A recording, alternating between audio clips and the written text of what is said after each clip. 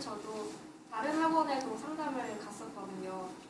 그래서 여러분들도 그렇게 학원 선택하실 때 상담을 여러 군데서 받아보고 또 자신한테 적합한 그런 거를 선택하시는 게 좋을 텐데, 저 같은 경우는 그런 뭔가 1대1 같은 수업이 좀 많이 필요했던 것 같아요. 아무래도 준비 기간이 짧다 보니까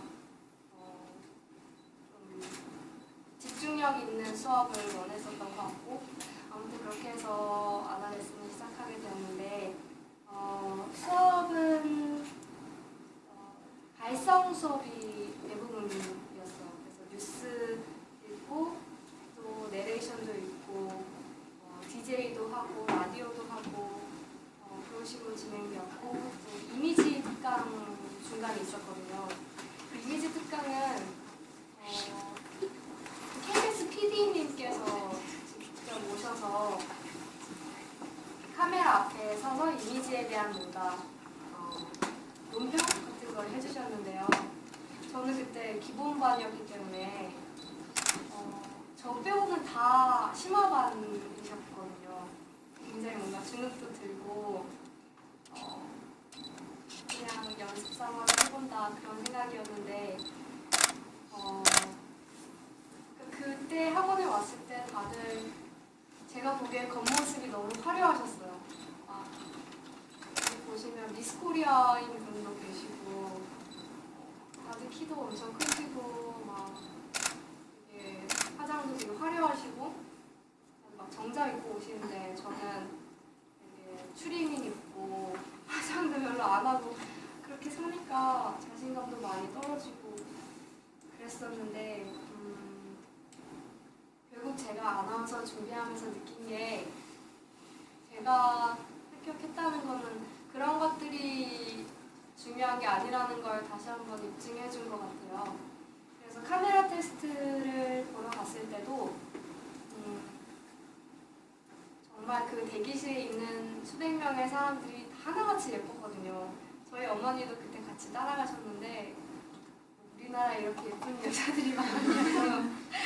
그리고 막 남자분들도 그때 카메라 테스트 가면은 정말 제일 예쁜 여자분들 많이 만난다고 할 정도로 정말 그런 분들이 많았는데, 전 학원에서 한 번 이렇게 겪어보고 가니까 그게 덜 충격적이더라고요. 그래서 예쁜 사람들 많을 수 있지, 그런 마음가짐으로 이제 녹화장에 들어갔어요. 5명 정도씩 그 방에 들어가는데요. 한 명씩 자기 수험번호랑 이름을 말하고, 그리고 뉴스를 한 2~3문장 정도 읽는 거예요. 시간이 굉장히 짧은데 한 사람당 한 1분? 1분 안팎 정도 이렇게 말하고 나오는데, 그때 제가 복장이 조금 차별화되지 않았나 이런 생각이 들었던 게요. 그때 KBS 복장이 블라우스였거든요. 그래서 그날도 뭐 민소매 블라우스, 뭐 레이스 블라우스, 화려한 분들이 많았는데, 저는 그때 와이셔츠를 입고 갔어요. 그냥 아무 무늬 없는 그런 흰색 와이셔츠에 남색 치마, 굉장히 심플하게 입고 갔는데, 저도 복장을 굉장히 고민을 많이 했어요. 그 전에 카메라 테스트가 처음이다 보니까 명동도 가보고 뭐 어디로 가봤지? 백화점 다 돌아다녀보고 어떤 블라우스가 제일 잘 어울리는지 보고, 신발도 어떤 신발이 제일 키가 커 보일지 그런 고민을 많이 했는데, 제가 그때마다 막 박민영 쌤한테 카톡을 보내면서 쌤 이 옷 어때요? 이거 잘 어울려요? 막 이렇게 사진을 보냈는데 쌤이 걱정을 하시더라고요. 카메라 테스트 이렇게 며칠 전에는 컨디션 조절이 중요한데 복장이 컨디션이나 발성만큼 그거보다 더 중요한 건 아니다, 이런 말씀 해주셔서 저도 포기를 하고 그냥 집에 있는 와이셔츠 입고 간 거였어요. 그래서 여러분들도 그런 복장에 대해서 너무 많이 투자를 안 하셔도 괜찮을 것 같아요. 그것도 중요하긴 하지만 그게 본질이 아니기 때문에 백화점에서 막 엄청 고가의 옷을 입는다고 그게 꼭 플러스가 되지 않는 것 같아요. 네. 그래서 그 카메라 테스트 때는 다행히 또 그때 제가 뉴스를 읽는데 가운데에 계신 심사위원분께서 고개를 열심히 끄덕여 주시더라고요. 그래서 그때 조금 긴장감도 덜 할 수 있었고 그런 게 어쩌면 운이었을 수도 있을 것 같아요. 수백 명의 사람들이 똑같은 뉴스를 계속 읽는데 굉장히 지루하실 수 있잖아요. 근데 그때 심사위원분께서 좋게 봐주셨던 것 같고 그리고 그때 제가 헤어랑 메이크업을 브랜드 M에서 했었거든요. 학원에서 그냥 저는 메이크업을 어디서 하면 좋고 이런 걸 전혀 몰랐어서 그냥 학원에서 할인해 주는데 그 싸니까 갔었는데 메이크업이랑 헤어도 제가 봤을 때는 비슷비슷한 것 같아요. 더 유명한 데가 있고 더 비싼 데가 있지만 제가 한 두 군데, 세 군데 정도 가봤는데 큰 차이는 없었던 것 같고요. 그리고 이제 그 다음 단계가 필기 전형이었어요. 필기 전형은 시사 이슈랑 논술 장문 그리고 방송학개론 이렇게 세 분야로 나뉘어지는데요.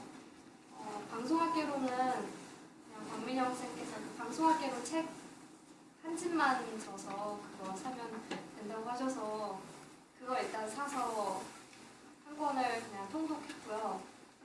그리고 시사 이슈 같은 경우는 논술 전문 선생님이 계세요. 강봉진 쌤이라고 그 시사 이슈 봐주시는 선생님이 계셔서 지금 저쪽 뒤에 앉아 계시거든요. 뒤에 서 계시는데 이러려고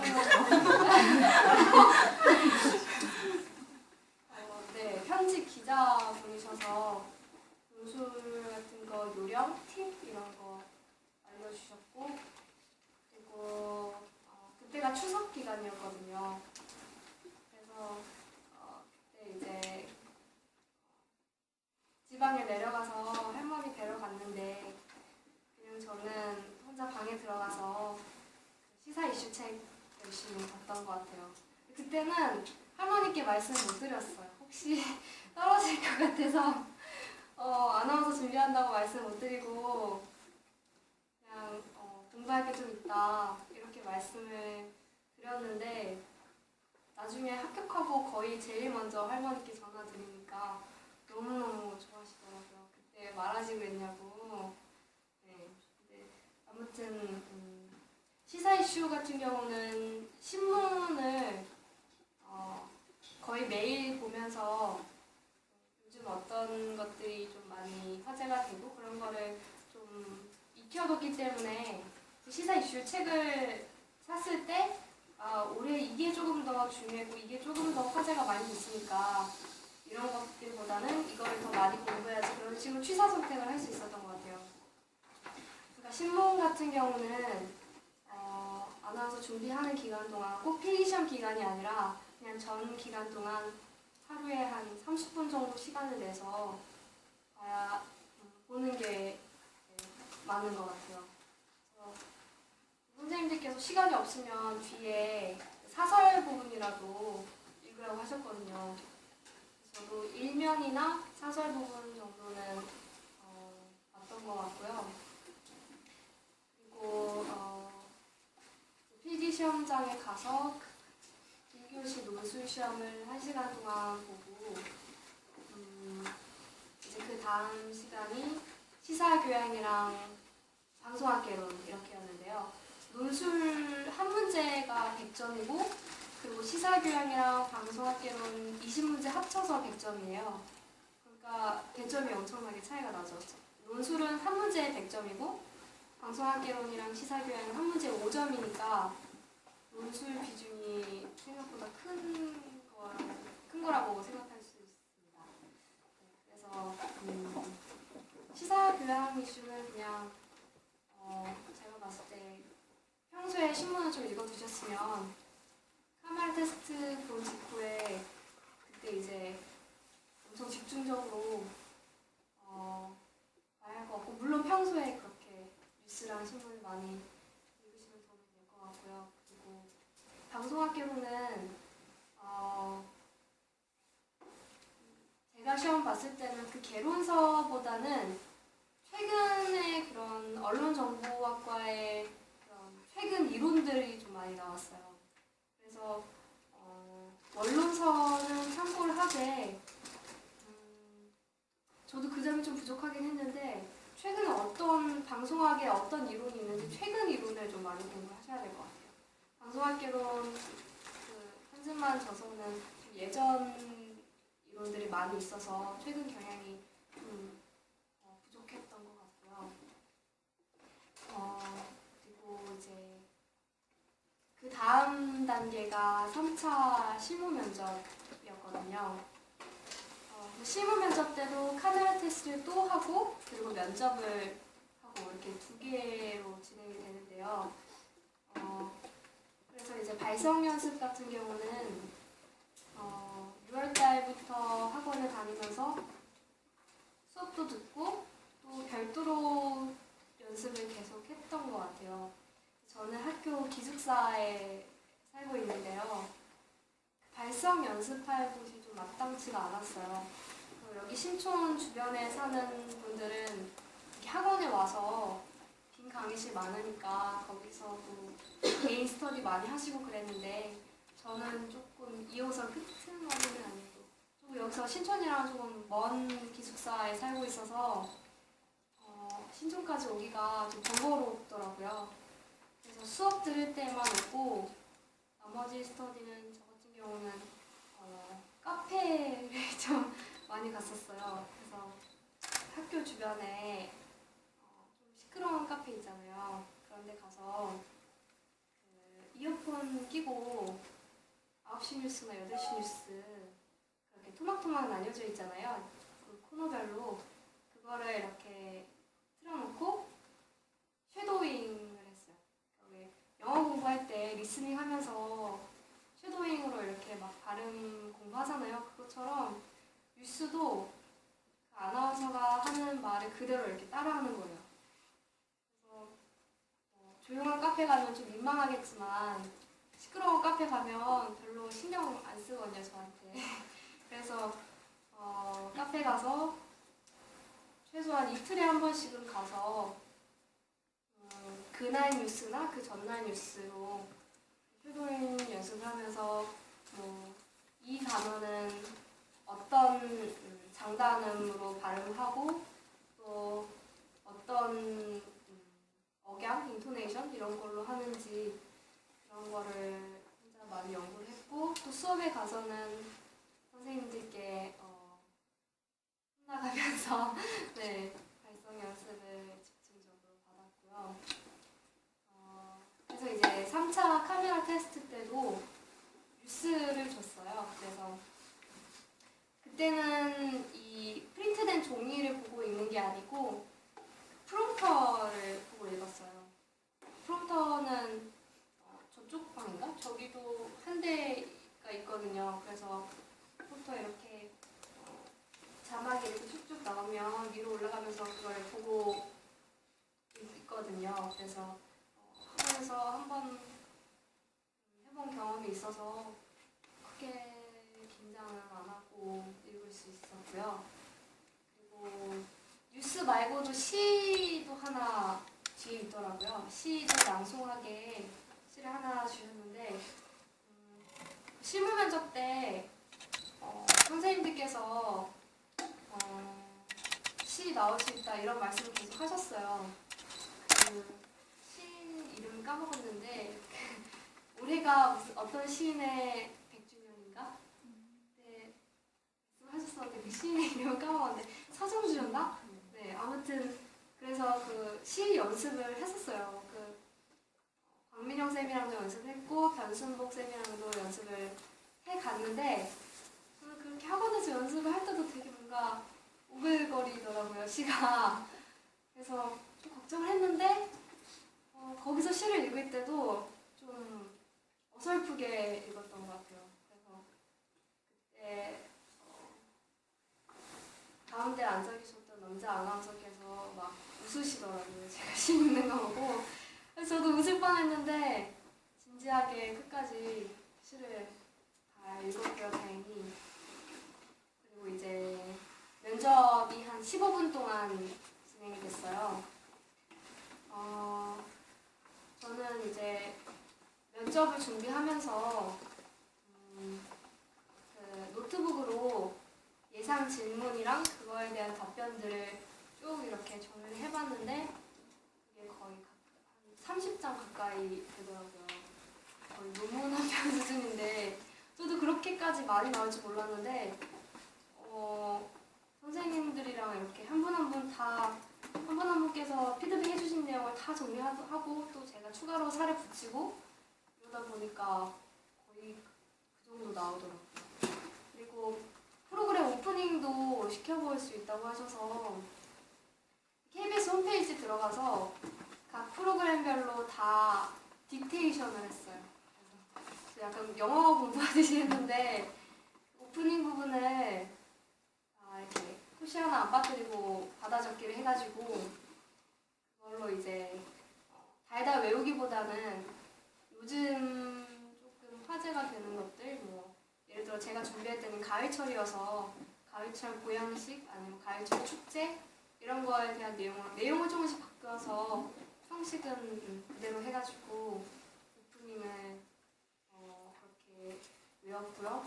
또 선생님들이랑 실무 면접 준비를 할 때 선생님들이 계속 이렇게 시켜보시는 거예요, 오프닝을.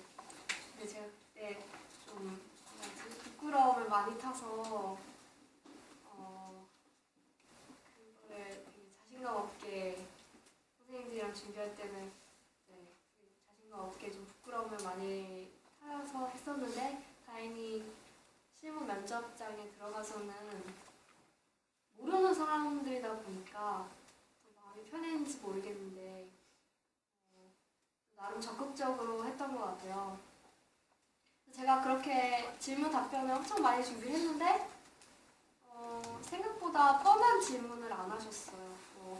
왜 아나운서가 되려고 하느냐, 왜 KBS여야 하느냐, 어떤 아나운서가 되고 싶냐 이런 질문을 별로 안 하셨고요. 거의 대부분 자기소개서에 대한 내용으로 물어보셨어요. 그래서 선생님들께서도 면접 준비를 하실 때 제 자기소개서를 분석을 해주셨거든요. 예를 들면 KBS 자기소개서 문항 중에 어떤 프로그램을 진행하고 싶느냐 이런 질문이 있었는데 제가 요리 프로그램을 좋아해서 이육정 PD의 다큐멘터리를 좋아한다, 뭐 이런 요리 프로그램을 기획하고 싶다 이런 식으로 썼더니 그런 관련 질문 하신 거예요. 그렇다면 KBS는 어떤 음식이라고 생각하느냐, 이혜성 씨는 어떤 음식일 것 같느냐, 약간 이런 순발력을 요하는 질문을 하셨고요. 그리고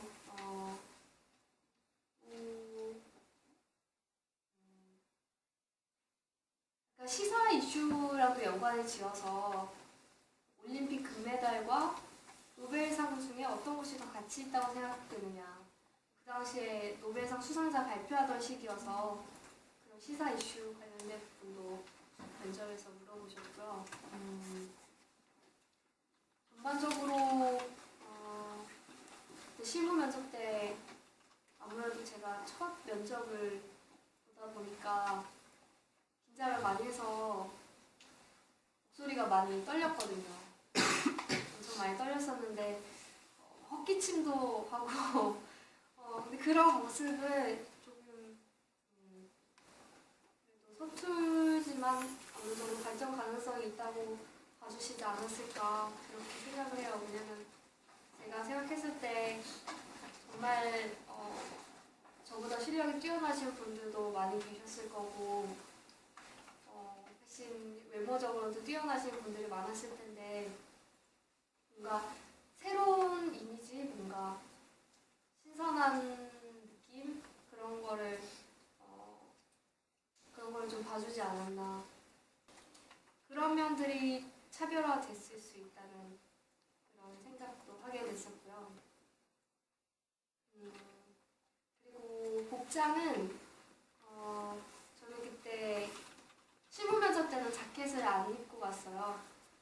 이것도 자기의 약간 장단점을 잘 살려야 될 것 같은데 저 같은 경우는 키가 작은 편이기 때문에 자켓 같은 걸 걸치면 선생님들께서 더 작아 보일 수 있다 이런 말씀을 해주셔가지고 그냥 원톤으로 원피스 하나 깔끔하게 입고 가는 게 낫겠다 이런 말씀 해주셨어요. 그래서 그때 이제 백화점에 또 옷을 열심히 찾으러 다녔어요. 저는 그때는 정장을 사둔 게 없어서 백화점에 가야 되는데 또 막막한 거예요. 제가 그런 아나운서 옷을 사본 적이 없으니까 이상한 옷 사올까봐 선생님이 좀 걱정을 하셨는지 그때 막 같이 백화점에도 가주시고 그때 좀 많이 감동을 했었는데 백화점 가서 이것저것 옷 다 입어보고 결국에 크림색 원피스 그걸 하나 사서 엄청 줄였어요. 저는 사이즈가 다 커서 백화점에 가셔서 옷 사실 때 사이즈 안 맞는다고 그냥 포기하지 마시고 저처럼 어깨, 허리, 기장 다 줄이면 네, 딱 맞게 입을 수 있으니까 네, 저도 그렇게 엄청 줄여서 입고 갔었습니다. 그리고 이제 최종 면접이 최종 면접 대상자가 발표가 됐는데 한 단계 한 단계마다 너무 신기하기도 하면서 좀 무섭더라고요. 거의 1000명 가까이 되던 사람들이 카메라 테스트 때 60명으로 줄고 그리고 필기시험 때 12명으로 줄고 필기시험 거치면서 12명으로 줄고 그리고 또 마지막 최종 면접까지 4명 이렇게 올라가고 나니까 사실 최종 면접 보기 전까지는 이런 과정을 돌아볼 여유가 전혀 없었거든요. 그냥 무조건 뭐 진짜 1분이라도 시간 아껴서 시사 공부하고 오프닝 막 받아쓰기 해서 외우고 저 같은 경우는 시작한 기간이 얼마 안 됐기 때문에 그냥 그 하루하루가 너무 절박했어요. 너무 절박해서 필기시험 때는 거의 고3 때처럼 공부를 했던 것 같아요. 한 2주 동안 밖에 안 나가고 그냥 계속 방 안에서 계속 일주일 쳐가면서 막 받아 적고 외우고 그렇게 공부를 하면서 마음고생도 되게 많이 했었어요. 그래서 제가 처음 학원에 왔을 때는 좀 통통했었거든요. 박민영 쌤도 잘 아실 텐데 그래서 그때 어머니께서 걱정을 많이 하셨죠. 너가 무슨 아나운서냐 그렇게 말씀하신 것도 그런 약간 외적인 모습도 있었는데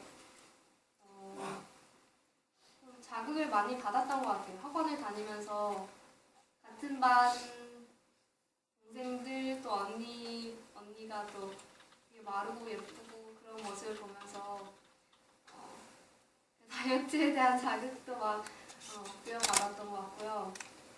그래서 막 PT 같은 것도 받았거든요. 헬스장 가서 발성 연습도 하고 헬스장 가서 운동도 하고 그런 뭔가 살 빼면서 정신적인 스트레스도 많이 받고 울기도 엄청 많이 울고 제 주변에는 같은 학교에는 아나운서 준비하는 친구들이 많지 않아서 이렇게 뭔가 꿈을 공유할 수 있는 친구가 많이 없었어요. 학원 말고는. 그래서 더 그 같은 반 친구들이랑 같은 반 수업 듣는 친구들이랑 더 친해질 수 있었던 것 같기도 한데 그렇게 마음고생을 하면서 막 피부가 뒤집어지더라고요. 살면서 한 번도 그런 적이 없었는데 그때 무슨 피부과 갔더니 무슨 질환이 생겼다고 했는데 그러니까 비늘같이 피부가 이렇게 하나씩 벗겨지는 진짜 너무 충격이었어요. 얼마나 스트레스 많이 받았으면 그런 질환이 생겼을까 그런 생각도 했는데 그래서 그 카메라 테스트 보러 갈 때도 피부가 좀 그런 상태였는데 다행히 화장을 좀 두껍게 하고 그랬었어요. 그 카메라 테스트 보러 가기 전날에도 자신감이 없으니까 막 눈물이 나는 거예요. 학원에 왔는데. 그래서 그 다음날도 막 일어났는데 눈이 부어 있어가지고 짝눈이 된 거예요. 그래서 그 브랜드엠에 화장하러 갔을 때 되게 짜증을 내시더라고요. 짝눈 힘들다고. 고정하기 힘들다고 이거. 네, 그래서 다행히 인조 속눈썹 붙이고 아이라인 진하게 하고 가니까 별 문제는 없었는데 우여곡절이 많았어요. 그런 짧은 기간 동안 다이어트를 하다가 갑자기 막 폭식증 생겨가지고 갑자기 막 피자 한 판 먹고 갑자기 막 다음날 얼굴 붓고 막 자책하고 스트레스 받고 그런 과정을 많이 거쳤는데 또 그래서 수업하다 보면은 저뿐만 아니라 다른 친구들도 막 울어요. 강봉진 쌤 수업 때도 네, 운 친구가 앞에 있고 그리고 또 한 명씩 다 돌아가면서 울었거든요. 그만큼 저보다 더 잘 알고 계실 수도 있겠지만 되게 정신 싸움이 큰 것 같아요. 경쟁률이 말이 안 되잖아요. 이게 1000대1 이게 진짜 제가 생각해도 그 숫자를 생각하면 준비할 수 있는 용기가 안 나는 것 같아요. 그냥 왜 나이는 숫자에 불과하다 이런 말처럼 경쟁률 1000대 이런 거는 숫자에 불과하다 이런 마음가짐으로 해야지 그런 거 생각하다 보면 자꾸 잡생각 들고 고민이 생기고 그렇게 되는 것 같은데 그래서 그게 무서웠어요. 갑자기 1000명, 60명, 12명, 4명 이렇게 되니까 그 많은 사람들이 어디로 갔지? 막 그런 생각이 들면서 막 소름이 끼치는 거예요. 막 그냥 그 준비 과정 자체가 너무 정신이 없기도 했고 지금 생각하면 돌아가면 그 정도로 막 필기시험 공부 못할 것 같아요. 그 정도로 다시 스트레스 받으면서 막 헬스장에서 운동하고 막 그렇게 못할 것 같은데 아무튼 정신 차려보니까 최종 면접에 와 있더라고요. 그래서 최종 면접 때는 선생님들께서도 좀 마음을 비우고 가라고 하셨거든요. 왜냐하면 실무 면접 때 이미 점수가 등수가 이렇게 매겨졌을 거고 최종 면접 때는 약간 확인을 하는 그 정도일 거다 이렇게 말씀을 해주셔서 저도 이미 결과가 나와 있다고 생각을 하니까 긴장이 별로 안 되더라고요. 최종 면접은 실무 면접 때보다는 긴장이 덜 돼서 또 인원도 4명밖에 안 되기도 하고 저는 면접 때마다 제일 마지막이었어요. 그러니까 실무 면접 때도 카메라 테스트도 제가 779번이었으니까 끄트머리에 가까웠고 실무 면접 때도 남자 여자 통틀어서 제일 마지막이었고 최종 면접도 남자 여자 통틀어서 제일 마지막이었고 그래서 선생님한테 그런 걱정을 했죠. 제일 마지막이어서 심사위원들이 지쳐있으면 어떡하죠? 그렇게 선생님들께 말씀드리니까 오히려 그게 뭔가 임팩트를 줄 수 있는 그런 기회도 될 수 있다. 근데 평범하게 하고 가면 오히려 묻힐 수도 있다 이런 걱정을 하셔서 머리를 풀을까 묶을까 막 그런 고민도 선생님이랑 막 계속했거든요. 실무 면접 때부터는 좀 복장이나 머리에도 신경이 많이 쓰이더라고요. 그래서 그때 실무 면접 때는 막 고민 선생님들이랑 하다가 결국 머리를 묶고 갔어요. 그때는 머리를 묶고 갔고 최종 면접 때는 머리를 풀고 갔는데 시험 보기 전에 머리 묶어본 것도 해보고 풀어본 것도 해보면 자기한테 어떤 게 더 어울리는지 알 수 있을 것 같아요. 저 같은 경우는 머리 푼 게 더 어울려서 다행히 최종 면접 때는 한번 머리를 묶어봤으니까 푼 걸로 해왔는데 그런 거 한번 미리 연습해보는 것도 좋을 것 같습니다. 최종 면접 때는 심사위원분들이 나이대가 좀 있으시거든요. 사장님도 계시고 임직원분들, 이사분들 이렇게 계셔서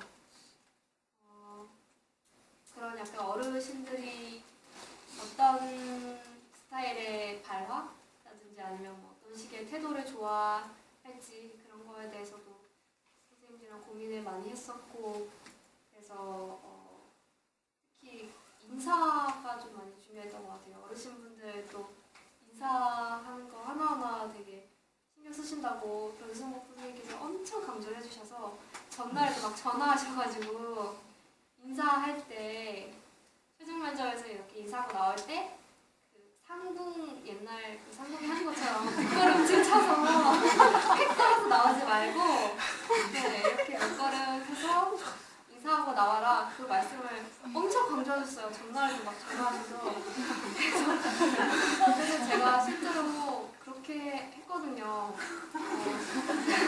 여기 앞에도 이렇게 심사위원이 계셨고 뒤에도 이렇게 글 같은 거 적으시는 분들 계셨는데 그분들께도 인사드리고 또 부끄럼실하면서 인사해드리니까 막 웃으시면서 되게 좋아하시더라고요. 웃겼는지 아니면은 귀여우셨는지 모르겠는데 아무튼 좋아하셨던 것 같아요. 제 생각에는. 그래서 최종 면접은 좀 조금 긴장감을 이렇게 풀 수 있게 편한 분위기로 진행이 됐어요. 사장님이 막 농담도 하시고 그리고 그 평소에 선생님들께서 막 평소에 언어 습관 중요하다 막 헐 대박 이런 거 하지 말아라 그런 말씀 많이 하셨는데 제가 그걸 느꼈던 게 최종 면접에서 제가 공짜로라고 이렇게 말했거든요. 그랬더니 사장님이 공짜로? 이러시는 거예요. 그래서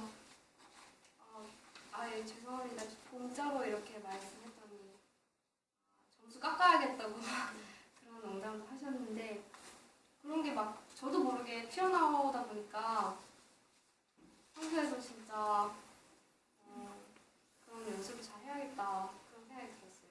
저희 반 수업 같이 듣는 친구들이랑도 밥 같이 먹으면서 언니 막 이렇게 하면 언니 이렇게 고쳐주고 서로 그랬던 기억도 있고 같이 밥 먹으면서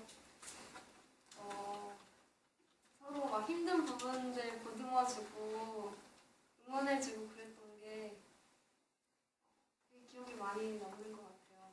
그리고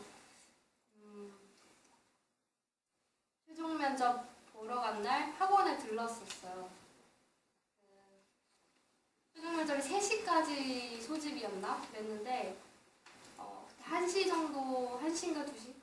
1시 반쯤? 그때 학원에 와서 선생님이 머리 잘 됐는지 점검해 주시고 그리고 그때 막 안에 나시를 입었더니 좀 부해 보인다고 나시 빨리 벗으라고 그런 거 사소한 거 하나하나 신경 써주시고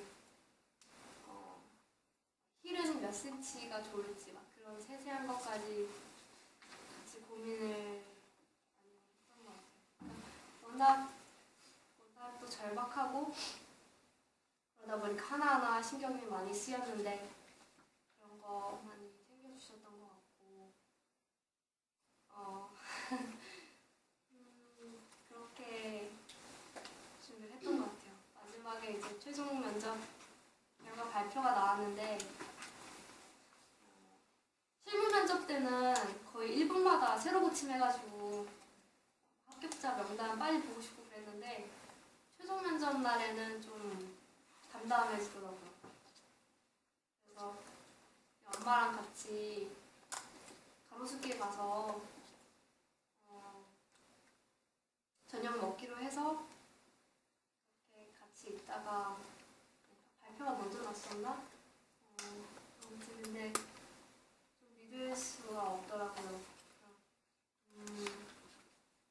솔직히 그 아나운서 준비 과정에서 확신을 갖기는 정말 힘든 것 같아요. 정말 막 준비가 너무 잘 돼 있고 너무 뛰어나신 분이라면 그럴 수도 있는데 다 마찬가지일 것 같아요. 저도 너무 많이 불안했고 엄청 많이 울었었고, 그래서 저를 보면서 제가 선재를 보면서 뭔가 가능성